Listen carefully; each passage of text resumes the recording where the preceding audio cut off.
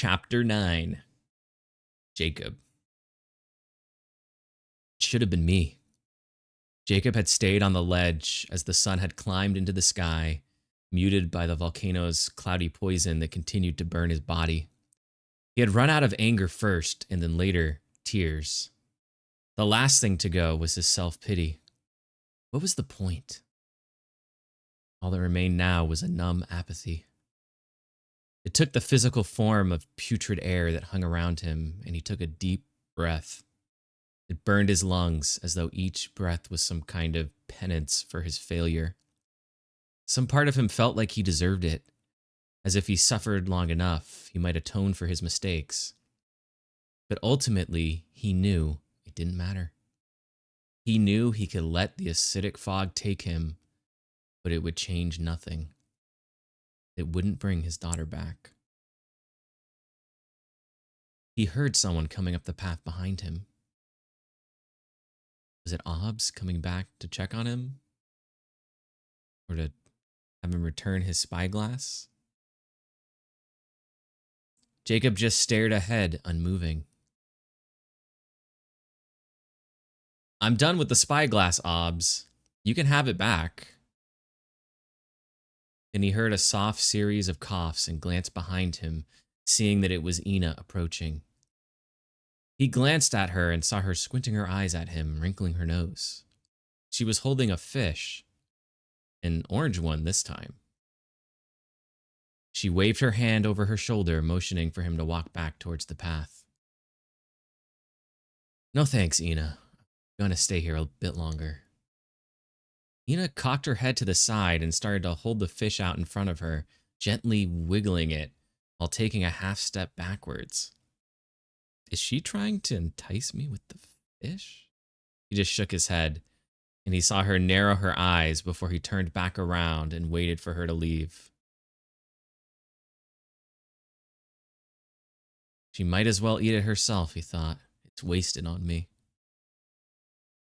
He was imagining her turning around and going back down the path when something slimy and dense impacted the back of his head hard. He lurched forwards, unbalanced, his head going past his knees, out over the ledge. His butt slipping forwards as his eyes briefly tracked a blur orange of fish careening off the cliff and then noticed just how far down the jungle was. A jolt of fear went through him and he slapped his palms on the rock to catch himself from going over the edge. He quickly regained his balance and stood to look at Ina. What the hell, Ina? She just stood there, hands on her hips, eyebrows slightly raised, lips frowning, and something about her body language reminded him of Anna. He saw her throat quiver, and then a series of coughs quickly followed.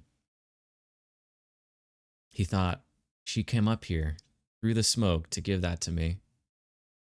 Jacob's anger quickly deflated. He sighed. I'm sorry you came all the way up here. I'm not trying to be rude. It's just I was looking for someone, but I think they didn't make it.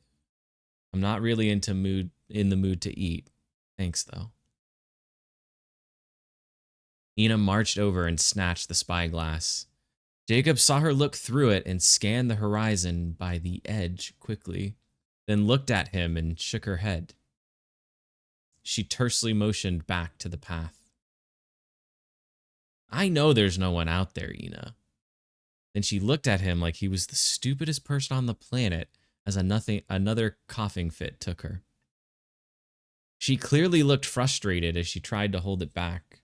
Then she glowered at him and forcefully motioned back to the path with finality. Something seemed to catch her eye as she looked past him, and her expression shifted as she quickly brought the spyglass back to her eye, pointing at the other island in the distance.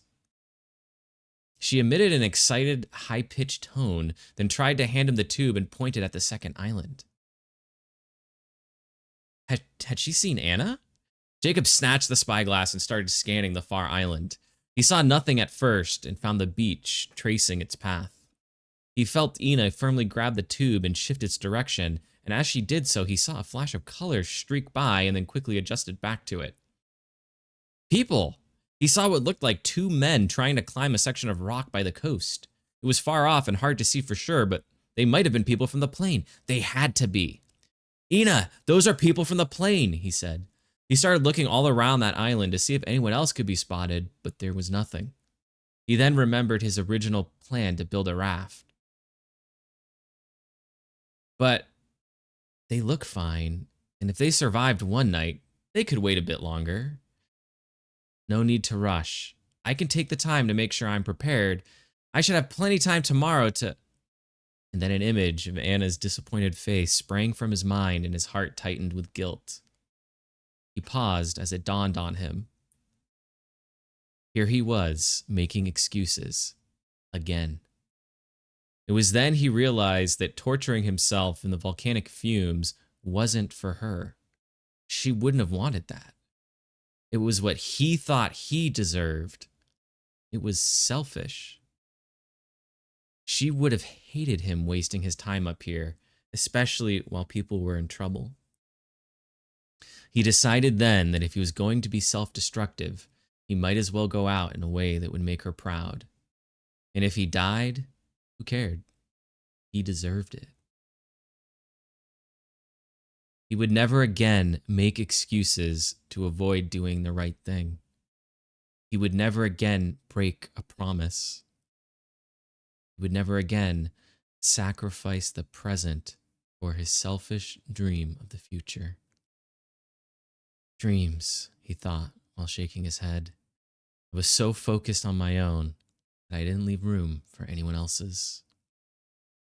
A dream of a loving husband, a dream of a happy family, a dream of a father that wasn't a disappointment. He blinked and a final tear made its way down his cheek, but his eyes were now focused and determined. He turned and started walking quickly back down the mountain. He would honor her memory how she would have wanted.